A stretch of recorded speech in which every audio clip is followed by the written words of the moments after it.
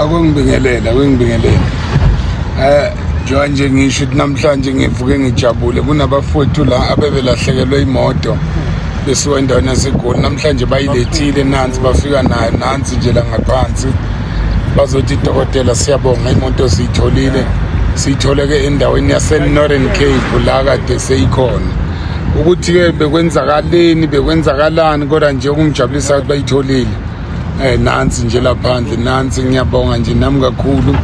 ekuthenda amadoda amangisawathuma asenza lento engiwathume yona ngiyabonga akusikujabula lokho akusikujabula nami ngijabule nje kakhulu ukuthi izinto mangizenza zenzeke